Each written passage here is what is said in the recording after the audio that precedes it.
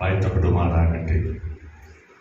വേദിയിൽ ഉപഭൂഷിതരായിരിക്കുന്ന കർത്താവിൻ്റെ വിലപ്പെട്ട ദാസന്മാർ, പ്രത്യേക നമ്മുടെ ചെയർമാനായിരിക്കുന്ന പാസ്റ്റർ ഡോക്ടർ തോമസ് കിടങ്ങാലി അവர்கள், ഇന്നത്തെ മെയിൻ ഗസ്റ്റായി കടന്നു വന്നിരിക്കുന്ന പാസ്റ്റർ വിനിൽ ജോസഫ് അവர்கள், മറ്റ് കർത്താവിൻ്റെ ഇന്നത്തെ അധ്യക്ഷനായിരിക്കുന്ന കർത്താവിൻ്റെ വിലപ്പെട്ട ദാസൻ പ്രിയ അമ്മജി, ബാക്കിയെല്ലാ എൻ്റെ പൊതുപ്രവർത്തകരായിരിക്കുന്ന എല്ലാ കർത്താവിൻ്റെ ദാസന്മാർ, എല്ലാ സൗകര്യസൗകര്യമാർ, എല്ലാവർക്കും വേഗം വരുന്ന യേശുക്രിസ്തുവിന്റെ നാമത്തിൽ സ്നേഹവും വന്ദനവും അറിയിക്കുന്നു. കർത്താവ് നിങ്ങളെല്ലാവരെയും അനുഗ്രഹിക്കുകയും സഹായിക്കുകയും ചെയ്യട്ടെ. ഇങ്ങനെ ഒരവസരം എനിക്ക് ലഭിച്ചതിൽ ഞാൻ വളരെ ദൈവത്തെ സ്തുതിക്കുന്നു, വളരെ ഞാൻ നന്ദിയുള്ളവനായിരിക്കുന്നു. Praise Lord. എന്നെ ഈ രണ്ടാമത്തെ ഉപവാസ പ്രാർത്ഥന, രണ്ടാമത്തെ പകൽക്കാലം ശുശ്രൂഷിപ്പാനുള്ള അവസരങ്ങളെ വേർതിരിച്ച കർത്താവിൻ്റെ ദാസനോട് പ്രത്യേകമായുള്ള നന്ദിയെ ഈ സമയം ഞാൻ അറിയിക്കുന്നു. കർത്താവ് ധാരാളമായി അനുഗ്രഹിച്ച് സഹായിക്കട്ടെ. Praise Lord. സ്തോത്രം. ഈ നമ്മുടെ തോമസ് പാസ്റ്റർക്ക് അമേരിക്കയിൽ വെച്ച് ഡോക്ടറേറ്റ് ഒക്കെ കിട്ടി. എന്നോടൊരു വാക്ക് പറഞ്ഞായിരുന്നു, ഇവിടെ വരുമ്പോൾ ചെലവ് ചെയ്യാമെന്ന്. സ്തോത്രം ലഭിക്കുമെന്ന് വിശ്വസിക്കുന്നു. Praise Lord. കർത്താവ് ധാരാളമായി അനുഗ്രഹിക്കട്ടെ. സ്തോത്രം. നല്ല സ്തോത്രം ഡിഗ്രിയൊക്കെ എടുക്കുവാനും കർത്താവിൻ്റെ വേലയെ ശക്തമായി പ്രയോജനപ്പെടുവാനും പുതിയ അഭിഷേകം കർത്താവിൻ്റെ ദാസന് കർത്താവ് പിന്നെയും പകർന്നു നൽകട്ടെ എന്ന് ഞാൻ പ്രാർത്ഥിക്കുന്നു. കർത്താവ് ധാരാളമായി അനുഗ്രഹിച്ച് സഹായിക്കട്ടെ. Praise Lord. സ്തോത്രം. പ്രാർത്ഥനയോടെ നമുക്ക് ദിവസമായിരിക്കാം. സ്തോത്രം. എനിക്ക് ലഭിച്ചിരിക്കുന്ന സമയം എനിക്ക് അറിയാം. സമയത്തിന് തന്നെ അത് ഞാൻ നിർത്താം. Praise Lord. പ്രാർത്ഥനയോടെ നിങ്ങൾ എല്ലാവരും ആയിരിക്കണം. ഞാൻ സ്തോത്രം കഴിഞ്ഞ ദിവസങ്ങളിൽ പറഞ്ഞതുപോലെ എനിക്ക് പ്രസംഗിക്കാനൊന്നും അറിയത്തില്ല. പിന്നെ ദൈവാത്മാവ് തന്നാൽ പറയാം. Praise Lord. ദൈവാത്മാവ് തന്നാൽ പറയാം. സ്തോത്രം. ഇന്നലെ കഴിഞ്ഞ രാത്രി കാലം ദൈവത്തിൻ്റെ ആത്മാവിൻ്റെ ഹൃദയത്തിൽ തന്ന ചില വചനഭാഗങ്ങൾ ഞാൻ എഴുതി വെച്ചു. കാര്യം എനിക്ക് ഈ പ്രമേഹത്തിൻ്റെ പ്രശ്നമുള്ളതുകൊണ്ട്, ഓർമ്മക്കുറവ് ഉള്ളതുകൊണ്ട് ഞാൻ ദൈവത്തിൻ്റെ ആത്മാവ് പലപ്പോഴും തരുന്ന വാക്യങ്ങൾ ഞാൻ എഴുതി വെക്കും. ഒരു പ്രസംഗക്കുറിപ്പുള്ളത് അതാണ്. സ്തോത്രം. എങ്കിലും അതിൽ നിന്നല്ല ആയിരിക്കില്ല കർത്താവിൻ്റെ ആത്മാവ് സംസാരിക്കുന്നത്. എങ്കിലും അത് സ്തോത്രം നിങ്ങൾക്ക് പ്രയോജനമുള്ളതൊന്നും നമുക്ക് പ്രയോജനമുള്ളതൊന്നും ദൈവാത്മാവ് മറച്ചു വെക്കാതെ ഇന്ന് പകൽക്കാലം നമുക്ക് തരുവാൻ പ്രാർത്ഥനയോടെ ദിവസത്തിലായിരിക്കണം. Praise Lord. ന്യായാധിപന്മാരുടെ പുസ്തകം 16-ാം അധ്യായം അതിൻ്റെ 19-ാമത്തെ വാക്യം വായിച്ച് നമുക്ക് തുടങ്ങാം. ന്യായാധിപന്മാരുടെ പുസ്തകം 16-ാം അധ്യായം എൻ്റെ 19-ാമത്തെ വാക്യം.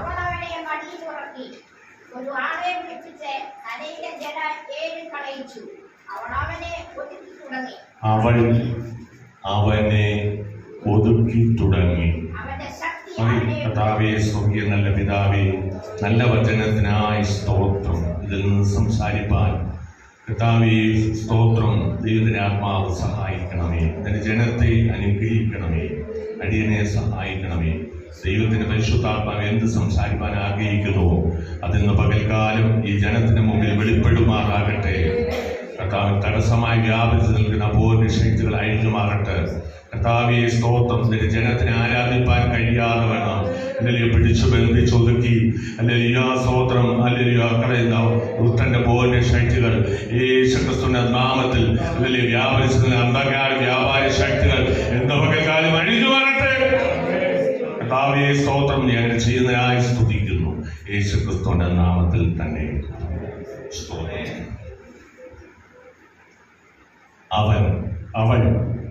അവനെ ഒതുക്കി തുടങ്ങി. നമുക്ക് വളരെ പരിചിതമായ ഒരു ദൈവവചന ഭാഗമാണ് നമ്മൾ വായിച്ചത്. ശിംശോനെ കുറിച്ചാണ്. ന്യായാധിപന്മാരുടെ കൂട്ടത്തിലുള്ള ഏറ്റവും ശക്തനായ ഒരു ദൈവദാസനാണ്, അല്ലെങ്കിൽ ഒരു ന്യായാധിപനാണ് ശിംശോൻ. ശിംശോനെ ദൈവം അമ്മയുടെ ഉദരം മുതലേ വേർതിരിച്ചതാണ്. എനിക്ക് ഈ വചനങ്ങളിൽ നിന്നും ഒത്തിരി ആഴങ്ങളിലേക്ക് ഇറങ്ങുവാൻ ആഗ്രഹമുണ്ട്. അമ്മയുടെ ഉദരം മുതലേ വേർതിരിച്ചു എന്ന് പറഞ്ഞാൽ അവൻ ജനിക്കുന്നതിന് മുമ്പേ അവനെ ഒരു വൃദ്ധനായി വളർത്തുവാൻ ആ മാതാപിതാക്കൾക്ക് ദൈവം ആജ്ഞ കൊടുത്തു. സ്തോത്രം. അപ്പൊ ദൈവിക പ്ലാനും പദ്ധതിയും അനുസരിച്ചാണ് സ്തോത്രം ശിംശോൻ പുറത്തു വരുന്നത്. ദൈവത്താൽ തിരഞ്ഞെടുക്കപ്പെട്ടവർ, വൃതൻ എന്നാണ് ഇവിടെ വായിക്കുന്നത്. വൃതൻ, നാസിർ വൃതൻ. നാസിർ വൃതസ്ഥന് ഒത്തിരി പ്രത്യേകതയുണ്ട്.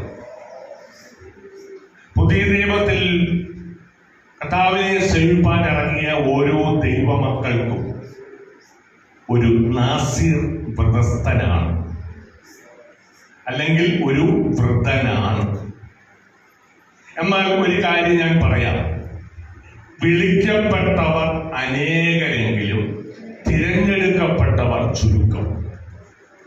അപ്പൊ തിരഞ്ഞെടുക്കപ്പെട്ടവനാ വൃദ്ധൻ, തിരഞ്ഞെടുക്കപ്പെട്ടവനാ വൃദ്ധൻ. ഒരു കാര്യം കൂടെ, ഈ തിരഞ്ഞെടുക്കപ്പെട്ടവന് ചില പ്രത്യേകതയുണ്ട്. സ്തോത്രം. ഒന്ന്, തിരഞ്ഞെടുക്കപ്പെട്ടവരെ തിരഞ്ഞെടുത്തത് നീ ജനിക്കുന്നതിന് മുമ്പാ. നാം ജനിക്കുന്നതിന് മുമ്പേ അവൻ നമ്മെ തിരഞ്ഞെടുത്തു. സ്തോത്രം. അവൻ നമ്മളെ തിരഞ്ഞെടുത്തത് നമ്മൾ ജനിച്ചതിന് ശേഷമോ നമ്മുടെ പ്രവൃത്തി കണ്ടിട്ടോ ഒന്നുമല്ല.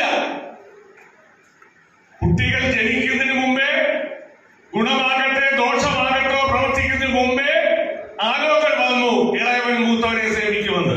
അങ്ങനെയാണെങ്കിൽ സഹോദരങ്ങളുടെ, നമ്മുടെ ഒരേ കുടുംബത്തിൽപ്പെട്ട സഹോദരങ്ങളുടെ ഇടയിൽ ദൈവം നിന്നെ മാത്രം കണ്ടത് എന്തുകൊണ്ടാ? അല്ലല്ലേ, ദൈവത്തിന് നിന്നെ കുറിച്ച് പദ്ധതിയുണ്ട്. ഹല്ലേലൂയ.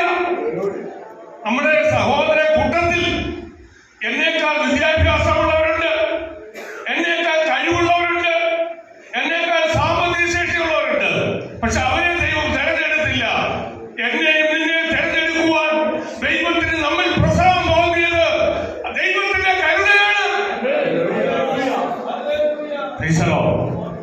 വൃദ്ധൻ തിരഞ്ഞെടുത്തതെന്ന ഓരോ വ്യക്തിയുടെയും പേര് ജീവന്റെ പുസ്തകത്തിൽ എഴുതുന്ന എപ്പോഴാണെന്നറിയാവോ?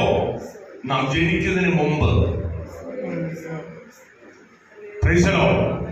ജനിക്കുന്നതിന് മുമ്പേ എഴുതിയിട്ട ലോകത്തിലോട്ട് വിട്ടേക്കുന്നേ. തിരഞ്ഞെടുക്കപ്പെട്ടവർ അവരാണ്. അവർ ഈ ലോകത്തിൽ വരുമ്പോൾ ഒരു കാര്യമുണ്ട്, സുഖമായിരിക്കില്ല. സ്തോത്രം.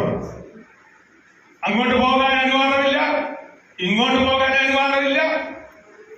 ചുറ്റോട് വേലി കെട്ടിയിരിക്കുകയാണ്. ഒരുപാട് വ്യവസ്ഥകളുടെ മധ്യ ഈ തിരഞ്ഞെടുക്കപ്പെട്ടവരെ ദൈവം ഒരുക്കി നിർത്തിയിരിക്കുന്നത്. മോശയെ കുറിച്ച് തന്നെ വായിക്കുമ്പോൾ നിയമം കഠിനമായിരിക്കുമ്പോഴാ മോശ ജനിക്കുന്നത്, അല്ലേ? പ്രതികൂലത്തിന്റെ സാഹചര്യത്തിൽ നീ ഉത്ഭവം കൊണ്ടുവെങ്കിലും ഒരു പ്രതികൂലത്തിനും നിന്നെ തൊടുവാൻ കഴിയാതെ വണ്ണം ദൈവിക സംരക്ഷണം നിനക്ക് വേലിയായി നിന്നു. അപ്പൊ ദൈവത്തിന്റെ സംരക്ഷണം, ലോകത്ത് എന്തും നിയമം വന്നാലും ആ നിയമമൊന്നും നിന്നെ ബാധിക്കാതിരിക്കുന്നത് കാരണം ദൈവം നിന്നെ കണ്ടിട്ടുള്ളതുകൊണ്ടാണ്. അതുകൊണ്ട് നിയമം മാറുന്നത് വെച്ച് നമ്മൾ നിരാശപ്പെടേണ്ട. ഒരു സമയം തിരിച്ചു വിളിക്കും, അപ്പോൾ പോകാൻ റെഡിയായാൽ മതി. നിയമം മാറുന്നത് കണ്ട് നാം ഭയപ്പെടരുത്. രാജാക്കന്മാർ മാറുന്നത് കണ്ട് നാം ഭയപ്പെടരുത്. ദൈവം നമ്മുടെ മേൽ വെച്ചിരിക്കുന്ന നിയോഗം പൂർത്തിയാകുന്നവരെ ധൈര്യമായി നിന്ന് മുന്നേറണം. ദൈവത്തിലേക്ക് നമുക്ക് വായിക്കാം. വൃതൻ ആരാണ്? വൃതൻ. ഒന്ന് പത്രോസിന്റെ ലേഖനം 1-ാം അധ്യായം 2-ാമത്തെ വാക്യം ആർക്കെങ്കിലും ഒന്ന് വായിക്കാമോ? ഒന്ന് പത്രോസ് ലേഖനം 1-ാം അധ്യായം അതിന്റെ 2ാമത്തെ വാക്യം. ഒന്ന്, ദൈവത്തിന്റെ മുന്നറിവിൽ പ്രകാരം, മുന്നറിവിൽപ്പെട്ടവർ. ഒന്ന്. രണ്ട്, ആത്മാവിന്റെ വിശുദ്ധീകരണം ലഭിച്ചവർ. 3, യേശുക്രിസ്തുവിന്റെ രക്തത്താൽ തളിക്കപ്പെട്ടു എന്ന് അവിടെ എഴുതിയിരിക്കുന്നത്. ഞാനതിനെ തിരുത്താൻ പോവുക. യേശുക്രിസ്തുവിന്റെ രക്തത്താൽ മുദ്രയിടപ്പെട്ടവർ, അവരെയാണ് വൃതൻ എന്ന് വിളിച്ചിരിക്കുന്നത്. താഴെവാക്യം, വൃതന്മാരായവർക്ക് എഴുതുന്നത്. അപ്പൊ വൃതന്മാർ 3 നിലകളിലുള്ളവരാണ്. 3 നില അവരുടെ മേലുണ്ട്. ഒന്ന്, ത്രിയേകനായ ദൈവം, പിതാവായ ദൈവത്തിന്റെ സാന്നിധ്യവും പുത്രനായ യേശു തമ്പുരാന്റെ സാന്നിധ്യവും പരിശുദ്ധാത്മാവിന്റെ സാന്നിധ്യത്തോടുകൂടെ അവരെ ദൈവം വേർതിരിച്ചു നിർത്തിയിരിക്കുക. ഇതാ തനിച്ചു പാർക്കുന്ന ഒരു ജനം ജാതിയുടെ കൂട്ടത്തിൽ എണ്ണപ്പെടുന്നില്ല. സ്തോത്രം. ദൈവത്തിനെ തനിച്ചു മാറ്റി നിർത്തിയിരിക്കുക. സ്തോത്രം. തനിച്ചു മാറ്റി നിർത്തിയിരിക്കുമ്പോൾ ദൈവത്തിന് നിന്നെ കുറിച്ച് പ്ലാൻ ഉണ്ട്, ഒരു പദ്ധതിയുണ്ട്. ദൈവത്തിന് നിന്നെക്കുറിച്ച് ചില കരുതലുണ്ട്. അല്ലെങ്കിൽ ആ സ്തോത്രം, ആ കരുതൽ നിന്നിലൂടെ പൂർത്തിയാക്കി എടുക്കുക എന്നുള്ളതാണ് ദൈവത്തിന്റെ പദ്ധതി. പക്ഷേ ദൈവത്തിന്റെ ഹിതപ്രകാരം നാം നമ്മെ തന്നെ സമർപ്പിച്ചിട്ടുണ്ടോ? സ്തോത്രം, സ്തോത്രം, സ്തോത്രം. ദൈവത്തിന്റെ ഹിതപ്രകാരം നാം വിധേയപ്പെട്ടു കൊടുക്കുന്നുണ്ടോ? അതിന് നാം സമർപ്പിതരാണോ? 3 നില. ഒന്ന്, ദൈവത്തിന്റെ പിതാവായ ദൈവത്തിന്റെ മുന്നറിവിൽപ്പെട്ടവർ. 2, ദൈവത്തിന്റെ പരിശുദ്ധാത്മാവിനാൽ നിന്റെ ആത്മീയ ശരീരം രൂപാന്തരപ്പെട്ടു എന്ന് പറഞ്ഞാൽ സ്തോത്രം, വിശുദ്ധീകരിക്കപ്പെട്ടു. 3ാമത്തെ കാര്യം, യേശുവിന്റെ രക്തത്താൽ മുദ്രയിടപ്പെട്ടവരാണ് നമ്മൾ. അതാ തിരഞ്ഞെടുക്കപ്പെട്ടവർ. സ്തോത്രം. എന്നാൽ ഈ തിരഞ്ഞെടുക്കപ്പെട്ടവരുടെ കൂട്ടത്തിൽ സ്തോത്രം തിരഞ്ഞെടുത്ത് നമ്മെ നിർത്തിയിരിക്കുമ്പോൾ ദൈവത്തിന് ചില പദ്ധതികളുണ്ട്. സ്തോത്രം, സ്തോത്രം. നമുക്ക് ന്യായാധിപന്മാരുടെ പുസ്തകത്തിലേക്ക് വരാം. ന്യായാധിപന്മാരുടെ പുസ്തകം 13-ാമത്തെ 4-ാമത്തെ വാക്യത്തിൽ വായിക്കുമ്പോൾ സ്തോത്രം, അവനോട് പറഞ്ഞു, മാതാപിതാവിനോട്, മനോഹയുടെ അല്ലെങ്കിൽ ഭാര്യ അല്ലെങ്കിൽ ശിംശോൻ അമ്മയോട് പറഞ്ഞു, അശുദ്ധമായതൊന്നും, ഒരു വൃദ്ധൻ അശുദ്ധമായതൊന്നും തുടരുത്. നീ സ്വയം അശുദ്ധനാകരുത്. സ്തോത്രം. അശുദ്ധമായി ഇതൊന്നും തുടരുത്. അശുദ്ധി സ്വയം വരുത്തി വെക്കരുത്. സ്തോത്രം.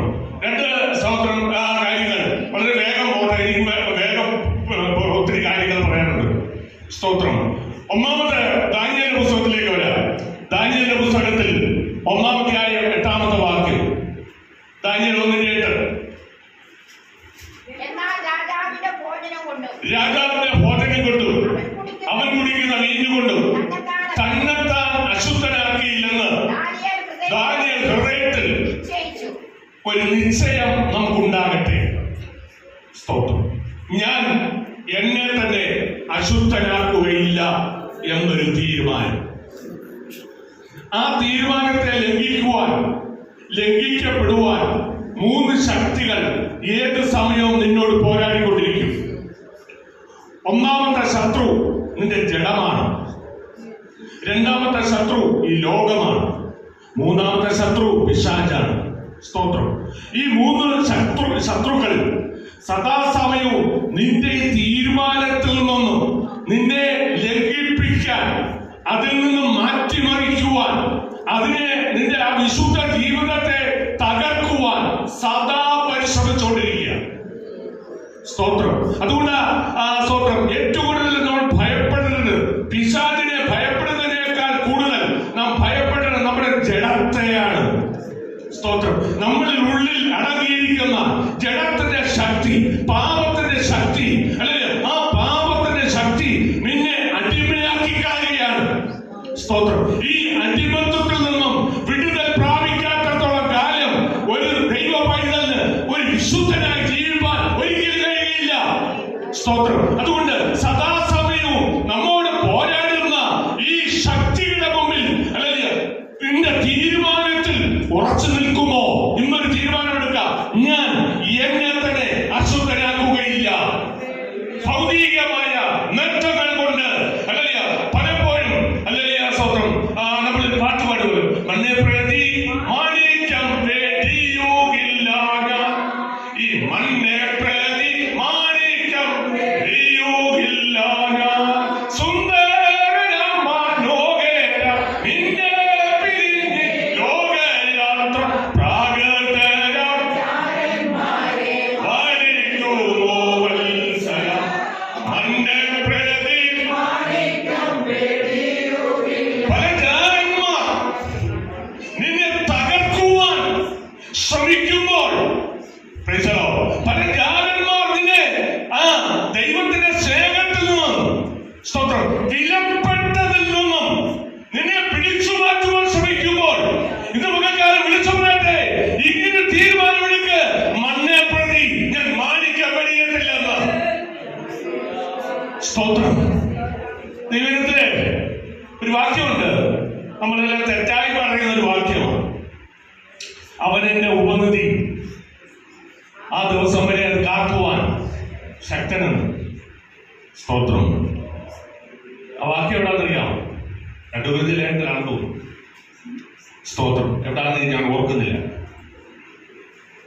നമ്മൾ പറഞ്ഞ് തെറ്റിച്ച് കളഞ്ഞൊരു വാക്യമാണ്. അവൻ എന്റെ ഉപനിധി അവസാനത്തോളം കാക്കുവാൻ ശക്തൻ. യേശുക്രിസ്തു, ആ അവൻ എന്നുള്ള ഭാഗത്ത് യേശുക്രിസ്തുവും ചേർത്തേ. യേശുക്രിസ്തു എന്റെ ഉപനിധി അവസാനത്തോളം കാക്കുവാൻ ശക്തൻ. ദൈവം എന്റെ മേൽ പകർന്നിരിക്കുന്ന ഒരു ഉപനിധിയെ ആര് സൂക്ഷിക്കുന്നു? കർത്താവ് സൂക്ഷിക്കുന്നു. കർത്താവല്ല ഉപനിധി. ദൈവം നമ്മളിൽ ഒരു ഉപനിധിയെ പകർന്നിട്ടുണ്ട്, ഒരു നിധിയെ വെച്ചിട്ടുണ്ട്. ആ നിധിയെ സംരക്ഷിപ്പാൻ നമ്മളാണ് ഉത്തരവാദി. പക്ഷെ കർത്താവും നമ്മളെ അത് സഹായിക്കും. സ്തോത്രം. അപ്പോൾ ആ അല്ലെങ്കിൽ ഉപനിധിയെ ഹൃദയത്തിൽ, നമ്മുടെ ശരീരത്തിൽ ദൈവം വെച്ചിരിക്കുക. സ്തോത്രം. ശ്രദ്ധിച്ചോളെ, സ്വയം അശുദ്ധനായി ആ ദൈവ കൃപയെ ചോട്ടിക്കളയരുത്. കൃപയ്ക്ക് കൊടുത്തിരിക്കുന്ന മറ്റൊരു പദം, ഒരർത്ഥം തേജസ് എന്നാണ്. സ്തോത്രം. ദൈവം നമ്മുടെ മേൽ കൃപ പകർന്നു എന്ന് പറഞ്ഞാൽ ദൈവം നമ്മുടെ മേൽ തേജസ് പകർന്നു എന്നാണ്. അതുകൊണ്ട് സ്വയം അശുദ്ധനാകരുത്. ഒന്ന്, സ്തോത്രം, ഭൗതികമായ പല നേട്ടങ്ങളും നിന്റെ മുമ്പിൽ ശത്രു കൊണ്ടുവന്ന് വരും. സ്തോത്രം. 1000 രൂപയ്ക്ക് നിന്റെ വിശ്വസ്തത നീ പണയം വെക്കത്തില്ല. 10,000 കിട്ടിയാൽ ചിലപ്പോൾ നിന്റെ വിശ്വസ്തത പണയം വെക്കത്തില്ല. പക്ഷെ 1 കോടി രൂപ നിന്റെ മുമ്പിൽ ശത്രു വെക്കുമ്പോൾ 10 കോടി രൂപ നിന്റെ മുമ്പിൽ കൊണ്ടുവന്ന് വെച്ചിട്ട് നിന്റെ വിശ്വസ്തതയെ ഭംഗിക്കണമെന്ന് പറഞ്ഞാൽ ഓട്ടോമാറ്റിക്കായി ദർശനം നഷ്ടപ്പെട്ട് ദൈവ തേജസ് നഷ്ടപ്പെടുത്തി ഒരു ഊരിന് രക്താവകാശം നഷ്ടപ്പെടുത്തിയ യേശാവിനെ പോലെ പിന്മാറ്റത്തിലേക്ക് പോകുവാൻ പലപ്പോഴും ഈ ശത്രുശക്തികൾ നമുക്കെതിരെ പോരാടുമ്പോൾ എത്ര പണം നമുക്ക് നേരെ തന്നാലും ഒരു തീരുമാനമെടുക്ക്, ഞാൻ സ്വയം അശുദ്ധനാകയില്ലെന്ന്. ദാനിയേൽ അന്യദേശത്തായിരുന്നപ്പോൾ ദാനിയേൽ പറഞ്ഞു, ഞാൻ അശുദ്ധനാകയില്ല. സ്വർഗ്ഗത്തിലെ വെളിപ്പാടും ദർശനവും നിന്റെ മേൽ ദൈവം പകരണമെങ്കിൽ ഈ ലോകത്താലുള്ള കളങ്കം പറ്റാതെ വിശുദ്ധിയോടും വേർപാടുകൂടെ നിലനിൽപ്പാൻ ദൈവം നിങ്ങളെ കുറിച്ച് ആഗ്രഹിക്കുന്നു. രണ്ടാമത്, സ്തോത്രം, ഉൽപ്പത്തി പുസ്തകം 3-ാം അധ്യായം 9-ാമത്തെ ആ വാക്യം വന്നു. വെയിലാറിയപ്പോൾ ദൈവം തോട്ടത്തിലേക്ക് വന്നു. സ്തോത്രം. ദൈവം നോക്കുമ്പോൾ ആദാമിനെയും ഹവ്വയെ കാണുന്നില്ല. അവരവിടെ നിന്ന് കർത്താവ് അവിടെ നിന്ന് വിളിച്ചു, ആദാമേ നീ ഇവിടെ. സ്തോത്രം. ആദാമേ നീ എവിടെയാ? സ്തോത്രം. ആദാം പറഞ്ഞു, ഞാൻ നഗ്നനാകൊണ്ട് നിന്റെ ഒച്ച കേട്ടിട്ട് ഒളിച്ചതാ. സ്തോത്രം. ദൈവം ചോദിച്ചു, നീ നഗ്നനാണെന്ന് ആരാ പറഞ്ഞേ? സ്തോത്രം. ഞാൻ നഗ്നനാണെന്ന് കർത്താവ് ചോദിക്കുന്നു. ഞാൻ നിന്നോട്